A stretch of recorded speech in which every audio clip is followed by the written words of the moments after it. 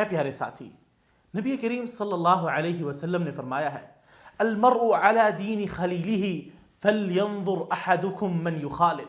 انسان اپنے دوست کے دین پر ہوتا ہے، بس تم میں سے ہر ایک کو دیکھنا چاہیے کہ وہ کس کے ساتھ دوستی کرتا ہے۔ فاسق لوگوں کی صحبت سے دور رہنے کی تلقین اس لیے کی گئی ہے کہ انسان ان کی عادات اور برائیوں کا اثر لیتا ہے، اور نیک لوگوں کے ساتھ رہنے سے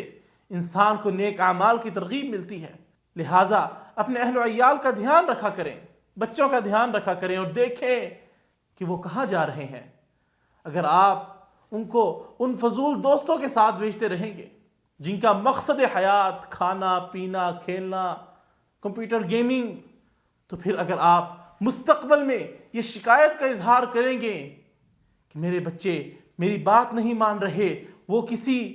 ہدف تک پہنچنا نہیں چاہ رہے، دنیاوی تعلیم میں اور شرعی تعلیم میں ترقی حاصل نہیں کر رہے، تو آپ کو کہا جائے گا کہ یہ آپ کی غلطی ہے، آپ نے تربیت کا حق صحیح نہیں ادا کیا۔